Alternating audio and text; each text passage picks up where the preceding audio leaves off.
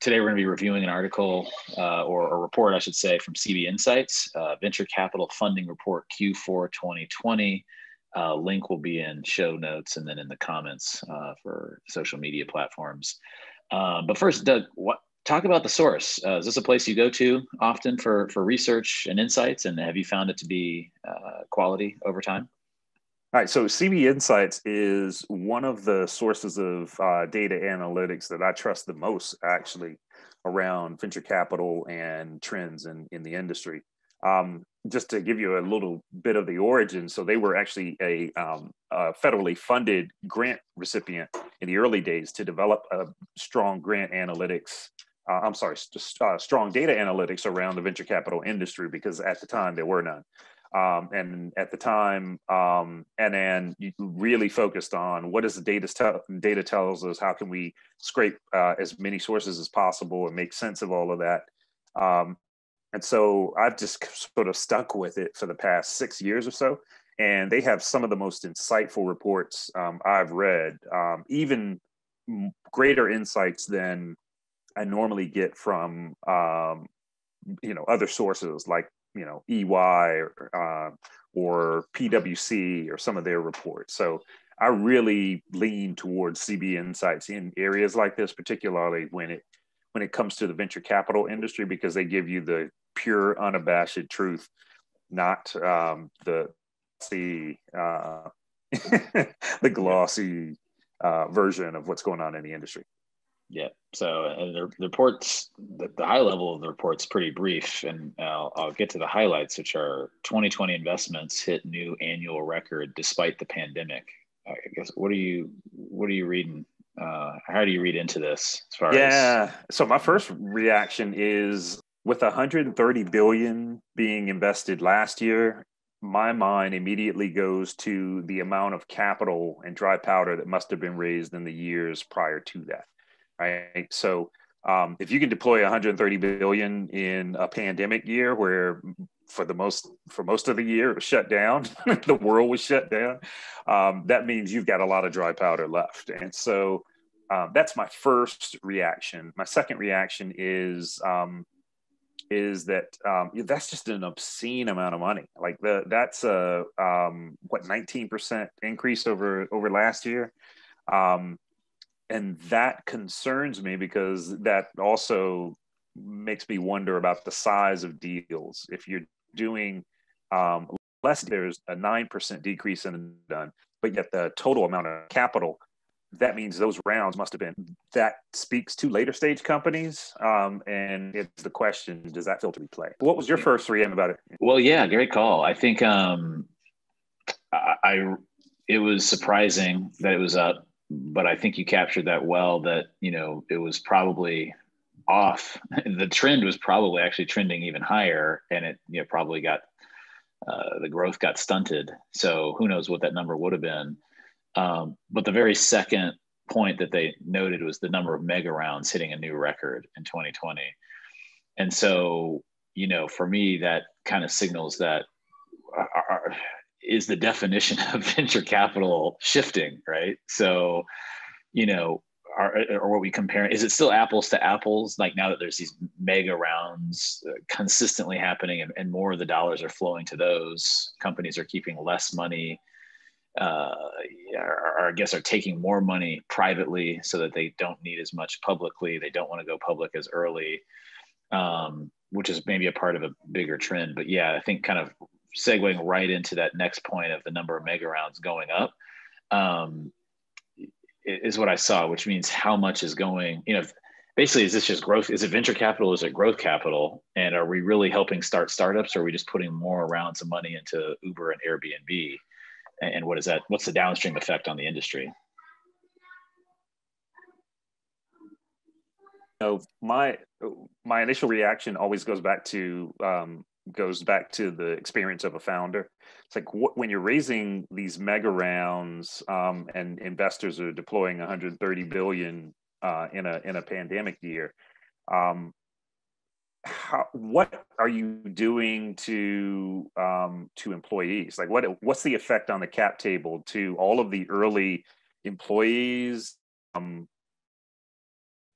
your leadership team, the early investors, with that type of size round, like you're cramming everybody else down, the people who really created value in the first place, and work through those lean years with you. So I all think as a founder, what about my people? And whenever I see the size of these rounds go up, I'm wondering, all right, what's the effect of people that were there early on? Yeah, that's a great point. And worth, a much deeper dive, it would be the impact of, mega rounds and tracking mega rounds as it relates to the industry. Because yeah, I mean, when you think about VC, we're thinking about starting businesses, growing businesses. As a venture capitalist, you're in there rolling up your sleeves. If you're a mega round, it's like your board is talking to their board. Is an early employee even involved? Are these even startups, really? Right. I think, I mean, we're past this now. They're called big tech, but I mean, Google was a startup, Amazon was a startup, Facebook was a startup. Like Facebook, I mean, what do you even call it? I guess it's big tech now, but these companies that are mega rounds aren't that far removed from basically just being big tech. So yeah, I mean, ultimately, I don't have a final. This is an experience share or a knowledge share, so I don't have a final opinion. But if I did, I would say this isn't actually good news for actual startups. This is just sort of news, or it's indifferent news. It's like more money being plowed into like the biggest of the big, which really, I guess that's probably more bad news, because that's probably more like growth capital than venture. But were there any stats in there that unpack that might address that, like early stage? Did they break any of that out in this report? Well, this report was done in conjunction with PwC, the Bunny Tree report, and usually goes into a great deal of detail about the composition of rounds, where it went, what stage, and the like. So I'm anxious to see the Money Tree report. But to your point, this also sort of points to the beauty pageant side of the industry, right? When you see rounds this size, you wonder, is this part of the beauty pageant effect, where some of the once startups who are now paraded as successes in the tech industry, are they really doing that well, or are they really just being promoted as the best contestant in a beauty pageant? So it really makes me wonder about some of the underlying unit economics around growth too, because if you're taking in that much money, you can to some degree manufacture or engineer growth in a way that isn't that doesn't necessarily connote growth in users and product and growth in revenue, right? That can, when you raise around that big, it can shroud a lot of dirty secrets. And so that's another thing that I always think about is how is the composition of the company changing? How is the composition of their growth, and what exactly does their growth trajectory look like with customers, and what does their growth trajectory look like with revenue? Because some of these major rounds can truly conflate some of those issues. That's right. So I think, I guess my final take is money's up, money deployed is up. How much things to look out for then, or, how much of that was dry? A lot of that was obviously dry powder. How much is left, right? So, maybe this as a side by side to, influxes into funds, or how many funds have, kind of the dry powder, which could signal how much is continuing.